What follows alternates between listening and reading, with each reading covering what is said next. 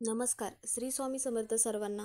आजच्या व्हिडिओमध्ये तुम्हा सगळ्यांचे खूप खूप स्वागत आहे. स्वामी तुम्हा सगळ्यांना कायम सुखी ठेवो ही स्वामीचरणी प्रार्थना करते आणि आजच्या व्हिडिओला सुरुवात करते. तर आजचा व्हिडिओ असा आहे की आता स्वामी समर्थ यांचा प्रकट दिवस येणार आहे. तर प्रकट दिवस येत असल्यामुळे स्वामींच्या मग आपल्याला सगळ्यात आवडते सेवा करायच्या आहेत. जे आपल्या नशिबात नसेल तेही स्वामी महाराज आपल्याला देतील. तर अशा किती दिवसाची सेवा करायची आहेत? तर 11 ते 21 म्हणजेच की 11 ते 31 मार्च अशी सेवा आपल्याला करायची आहे. स्वामींचा प्रकट दिवस आहे 31 मार्चला, वार आहे सोमवार. तर मग 21 दिवस आपल्याला स्वामींच्या मग कोणत्या सेवा करायच्या आहेत, त्यामध्ये मग काय नियम आहेत, त्याबद्दलची सगळी माहिती आपण आजच्या व्हिडिओमध्ये घेणार आहोत. तर व्हिडिओ शेवटपर्यंत नक्की बघा. तर आता स्वामींचा प्रकट दिवस 31 मार्चला आहे. आता ज्या महिला नोकरी वगैरे करतात त्यांना स्वामींच्या दररोज सेवा करणं शक्य होत नाही. तर मग त्या महिलांसाठी ज्या स्वामींच्या 3 महत्त्वाच्या सेवा आहेत त्यापैकी मग त्या महिलांनी एक सेवा केली तरीही चालेल. तर आपल्याला सगळ्यात अगोदर काय करायचं आहे, स्वामींच्या कोणत्या सेवा करायच्या आहेत. आता स्वामींच्या आपल्याला स्वामी चरित्र सारामृत हा जो ग्रंथ आहे तर त्या ग्रंथामधील आपल्याला त्या ग्रंथाचे 21 पारायण करायचे आहे. म्हणजे त्या ग्रंथामध्ये 1 ते 21 असे अध्याय आहेत. तर त्यामध्ये स्वामींविषयी संपूर्ण स्वामींचा सार आहे. त्यामुळे मग आपण ते जरी आपण सेवा म्हणजे ते जरी आपण पारायण केले तर आपल्याला सगळ्या सेवांचं फळ मिळतं. तर मग यापैकी मग आता बऱ्याच महिलांना काय होतं, काही महिला नोकरीसाठी बाहेर जातात, त्यामुळे त्या महिलांना दररोज सेवा करणं शक्य होत नाही. त्यामुळं त्या महिलांनी मग स्वामींचे म्हणजे ह्या ग्रंथाचे 1 किंवा 7 पारायण जरी केले तरीही चालेल. आता सगळ्यांना म्हणजेच की 21 पारायण करणं शक्य होत नाही. तर सगळ्यात पहिली गोष्ट म्हणजे आता हा जो ग्रंथ आहे श्री स्वामी चरित्र सारामृत, हा ग्रंथ ज्यांच्याकडे नसेल, जवळपास पूजेचं साहित्य वगैरे भेटतं त्या दुकानात भेटेल, किंवा मग तो ग्रंथ कसा आहे आता बऱ्यापैकी लोकांना माहितीच झाला आहे. पण ज्यांना माहिती नसेल त्यांनी मग गुगलवर जरी सर्च केलात तरी तुम्हाला, किंवा यूट्यूबवर सर्च केलात तरी त्याचा फोटो तुम्हाला समजेलच की हा ग्रंथ कसा आहे. त्यामध्ये 1 ते 21 अध्याय असतात. आता ज्यांना 21 पारायण करायचं आहे तर मग त्यावेळेस काय करायचं आहे, 21 पारायण करायचं असेल तर त्यावेळेस आता ज्या महिलांना मासिक धर्म असेल तर कधीपासून 21 पारायण करण्याला चालू करायचं आहे. आता 11 मार्चपासून चालू करायचं आहे ते 31 मार्चपर्यंत म्हणजे 21 पारायण होतात. म्हणजे दररोज एक तुम्ही पारायण केलात म्हणजे 1 ते 21 अध्याय वाचन केलात तर तुमचं एक पारायण होईल. जर तुम्ही मग दररोज 3 अध्याय वाचन केलात तर मग 7 दिवसात तुमचं एक पारायण पूर्ण होतं. जर तुम्हाला दिवसातून 2 वेळा वाचन करायचे आहे म्हणजे पूर्ण पारायण करायचं आहे, एक पारायणाने सकाळी एक आणि संध्याकाळी एक. तर ज्यावेळेस पण तुम्ही पारायण करणार असाल तर त्यावेळेस एक वेळ ठरवायची आहे.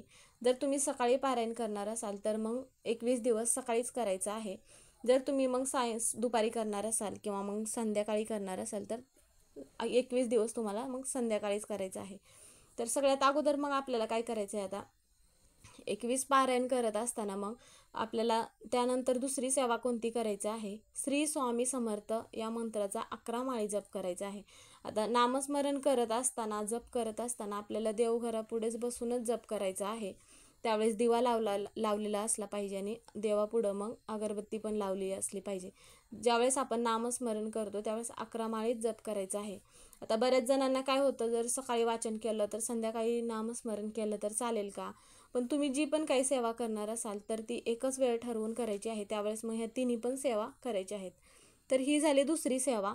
तर आता तिसरी सेवा म्हणजे की तारक मंत्र. तारक मंत्र पण आपल्याला 11 वेळाच म्हणायचं आहे. तर तारक मंत्र म्हणत असताना त्यावेळेस तुम्ही मग तारक मंत्र पाणी पण बनवू शकता, म्हणजे घरातील व्यक्तींना प्यायला देण्यासाठी. त्यावेळेस एक ग्लास भरून पाणी घ्यायचं आहे, त्यावरती हात ठेवायचा आहे, मग तारक मंत्र म्हणायचं आहे. आणि मग नंतर काय करायचं आहे, आता ज्या महिला बाहेर नोकरीसाठी जातात किंवा ज्या महिलांना लहान मूल बाळ वगैरे आहे तर त्या महिलांनी मग काय करायचं आहे, आता ह्या 3 सेवा त्यांना वाचन वगैरे करणं जमत नसेल, घरातली पण कामं असतात महिलांना बाहेर नोकरीसाठी जायचं असल्यावरती, तर त्यावेळेस त्या महिलांनी मग ह्या ज्या 3 सेवा आहेत त्यापैकी तुम्ही मग एकतर नामस्मरण करू शकता किंवा मग तारक मंत्र केलात 21 दिवस सलग तरीही चालेल. पण तारक मंत्र किंवा नामस्मरण करत असताना 11 माळीच मग आपल्याला करायचं आहे. नंतर मग ज्यावेळेस लहान बाळ असेल तर त्या महिलांना मग सकाळी जर सेवा करणं शक्य होत नसेल तर मग तुम्ही दुपारी सेवा केलात तरीही चालेल. आता सेवा करत असताना काय करायचं आहे, दुपारी करणार असाल तर 12 ते 12:30 या वेळेमध्ये कोणतीही सेवा करायची नाही, कारण की 12 ते 12:30 ही वेळ दत्त महाराजांच्या भिक्षेची वेळ असते. त्यामुळे ही वेळ सेवा कोणतीही करू नका, त्याच्या व्यतिरिक्त तुम्ही मग सेवा करू शकता. आता त्यासाठी मग अगोदर आपल्याला, आता बऱ्याच महिलांना असा प्रश्न पडेल की ताई जर मध्येच आम्हाला मासिक धर्म आला तर मग काय करायचं. मग तेवढे 4 दिवस मासिक धर्म असेल तेवढे 4 दिवस मग सेवा करायची नाही, किंवा मग 4 दिवस तुम्ही सेवा करू नका, नंतर मग तुमची सेवा तशीच चालू ठेवू शकता. आता किंवा म्हणजेच की आपण जे पारायण करणार आहोत तर ते पारायण 4 दिवस न करता नंतर 4 दिवस करायचं आहे. आता बऱ्याच महिला गावी जायचं असेल तेव्हा मग काय करायचं आहे, सकाळी जाऊन संध्याकाळी येणार असाल तर मग त्यावेळेस एक दिवस सोडायचा आहे आणि दुसऱ्या दिवशी आपलं पारायण चालू करायचं आहे. जर तुम्हाला शक्य होत असेल तर मग सकाळी तुम्ही पारायण करून पण मग लवकर जाऊ शकता. आणि त्यानंतर मग काय करायचं आहे, आता ज्यावेळेस तुम्ही सेवा चालू करणार आहात तर त्यावेळेस काय करायचं आहे, अगोदर आपल्याला जवळपास जिथे स्वामींचं म्हणा किंवा दत्त महाराजांचं केंद्र असेल किंवा मठ असेल तर मग मठामध्ये जायचं आहे. जात असताना नारळ आणि खडीसाखर घेऊन जायचं आहे. तर ज्याप्रमाणे आपण आपल्या घरातील एखाद्याचं चांगलं कार्य होत असेल तर त्यावेळेस आपण स्वामी महाराजांना प्रार्थना करण्यासाठी जात असतो. त्यासाठीच मग आपल्याला काय करायचं आहे, स्वामी महाराजांना प्रार्थना करायचं आहे की मी 21 पारायण पूर्ण करणार आहे. त्याबद्दल म्हणजेच की तुमची जी पण काही इच्छा असेल ती स्वामी महाराजांना सांगायचं आहे आणि मग प्रार्थना करायची आहे. आता जर तुमच्या इथे मंदिर किंवा मठ वगैरे जवळपास नसेल, तर जर तुम्हाला जाणं शक्य होत नसेल तर त्यावेळेस मग तुम्ही घरी स्वामी महाराजांचा फोटो असेल तर त्यावेळेस मग स्वामींपुढेच बसून तुम्ही प्रार्थना करू शकता. आणि मग दुसऱ्या दिवशी मग काय करायचं आहे, प्रार्थना केल्यानंतर मग आपल्याला सेवा चालू करायची आहे. आता कोणी मग 3 पारायण करतात किंवा 1 करतात किंवा 7, 11, ज्यांना जेवढं पारायण करणं शक्य होत असेल तेवढे मग पारायण तुम्ही करू शकता. शक्यतो 108 पारायण करतात, पण एवढं लवकर सगळ्यांना शक्य होत नाही. म्हणजे 108 पारायण करण्यासाठी आपल्याला दिवसातून मग 1 ते 2, सकाळी 1 आणि संध्याकाळी 1, म्हणजे असं 2 वेळा वाचन करायला लागेल. त्यावेळेस लवकर तुमचं 108 पारायण पूर्ण होईल. आता जर तुम्ही कोणतंही पारायण करत असाल किंवा सेवा करत असाल तर त्यावेळेस काय करायचं आहे, तुम्ही स्वतः मांसाहार करू नका किंवा मग इतर परान्न वर्ज्य आहे. ज्यावेळेस आपण पारायण कोणतंही करतो त्यावेळेस म्हणजेच की दुसऱ्यांच्या घरचे अन्न खायचं नाही. कारण की काय होतं की आपण दुसऱ्यांचे अन्न खात असेल तर त्यावेळेस मग आपल्याला दोष लागतो. जर बाहेर गावी राहतात किंवा म्हणजेच की हॉस्टेलला वगैरे राहत असतील तर त्यावेळेस त्यांनी मग काय करायचं आहे की 3 वेळा गायत्री मंत्र म्हणायचा आहे आणि मग तुम्ही ते अन्न खाऊ शकता. आता बऱ्याच महिलांचं काय होतं की माहेरी वगैरे जात असतील 1 दिवसासाठी, तर त्यावेळेस आम्ही जर माहेरचं अन्न खाल्लं तर चालेल का. जरी तुम्ही माहेरी गेलात तर मग तुम्ही माहेरचं अन्न मग खाऊ शकता. आपल्याच घरातले अन्न खावे, कारण की काय होतं की घरामध्ये जरी खात असेल तरी कांदा लसूण हे वर्ज्य नाही आहे, तुम्ही कांदा लसूण खाऊ शकता. आता स्वामींच्या प्रकट दिनांपर्यंत आपल्याला पारायणाची सांगता करायची आहे.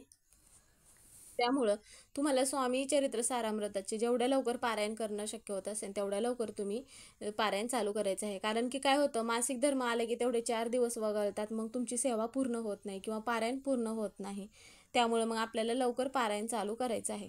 आता जो कोणी स्वामी सेवा करत असेल किंवा त्यांच्या स्वामी सेवा चालू, आत्ता ज्यांनी कोणी स्वामी सेवा चालू केले असतील त्यांना सगळ्यांना अनुभव आलाच असेल की आपण स्वामींची सेवा करण्या अगोदर आपलं आयुष्य कसं होतं आणि स्वामींची सेवा चालू केल्यानंतर आपलं आयुष्य कसं आहे. म्हणजे स्वामींची सेवा चालू केल्यानंतर आपल्या आयुष्यामध्ये किती चांगले बदल झालेत हे सगळ्यांना ज्यांच्या त्यांच्या अनुभवावरून समजलंच असेल. त्यामुळे मग आपल्याला स्वामींचे प्रकट दिनांपर्यंत ह्यापैकी तुम्हाला एक जरी सेवा करणं शक्य होत असेल तर आवर्जून सेवा करायची आहे.